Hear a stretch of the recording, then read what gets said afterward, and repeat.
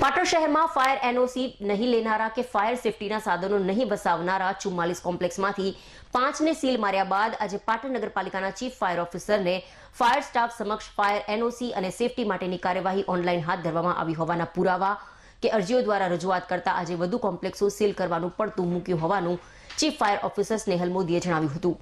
પાટણમાં 5 કોમ્પ્લેક્સને સીલ મરાયા છે ને હવે આમને સૂચના મળે કે પ્રક્રિયા પૂરી થાય તે પછી આ સીલ ખોલી નાખવાની પ્રક્રિયા હાથ ધરાશે તેવું જણાવતા ચીફ ફાયર ઓફિસરે કહ્યું કે આજે અનેક કોમ્પ્લેક્સના વહીવટકર્તાઓ અમારી પાસે પોતાના કોમ્પ્લેક્સની કાર્યવાહી ઓનલાઈન ચાલતી હોવાનું જણાવ્યું છે। અત્રે નોંધનીય છે કે પાટણમાં ફાયર સેફટી વિનાના કોમ્પ્લેક્સોને સીલ મારવાની કાર્યવાહી શરૂ થતા ફફડી ઉઠેલા કોમ્પ્લેક્સના વહીવટકર્તાઓ અને દુકાનદારોએ ફાયર સેફટીના સાધનો વસાવવાની ખાતરી ફાયર વિભાગને આપી ગયા હતા ને પ્રોસેસ ઓનલાઈન શરૂ કરતા હાલ પૂરતી સીલ મારવાની કામગીરી સ્થગિત રખાઈ છે। આથી કોમ્પ્લેક્સના વહીવટકર્તાઓને હાશકારો થયો હતો।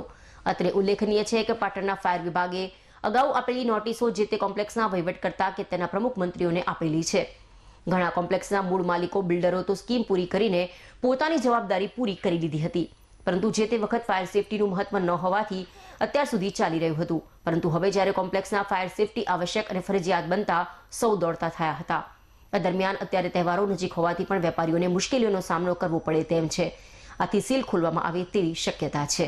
લગભગ 5 બિલ્ડિંગને સીલ મારવામાં આવ્યા હતા, જેમાંથી ગેલોક્સ આર્કેડ કેન 7 શ્રેય અને માધવ ટ્વિન્સ યસ પ્લાઝા 5માંથી 4ની ઓફિશિયલ અરજીઓ આવી ગઈ છે અને 4ની અલગ અલગ સીલિંગ કાર્યવાહી કામગીરી ખોલવા માટેની અત્યારે હાલ ઈમેલ દ્વારા આગળ રિજનલ ફાયર ઓફિસરને મોકલવામાં આવી છે અને શ્રેય કોમ્પ્લેક્સની ટૂંક સમયમાં આવી જશે તેની પણ કાર્યવાહી આગળ કરી દેવામાં આવશે।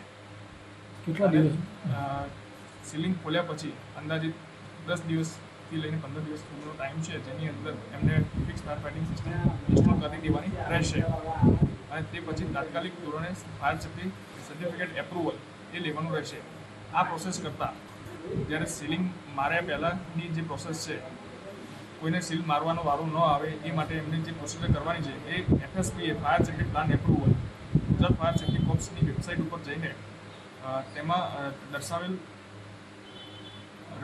રજિસ્ટર કરવાનું રહેશે। રજિસ્ટર કર્યા પછી લોગિન આઈડી પાસવર્ડ મેળવી તેમાંથી ફાયર સેફ્ટી પ્લાન એપ્રુવલ માટેના લેગસી ડેટા અપલોડ કરવા પડશે અને તેમાં ફાયર સેફ્ટી ડ્રોઈંગ્સ બનાવીને અપલોડ કરવાનું રહેશે, જેના ભાગરૂપે તેમાં ટ્રાવેલ ડિસ્ટન્સ છે, એસેમ્બલી પોઈન્ટ છે, ફાયર ટેન્ડર મૂવમેન્ટ છે, અન્યથા સ્ટેરકેસ કેટલી છે એ બધું ચેક થશે। એ પછી આગળની કાર્યવાહી કરવામાં આવશે।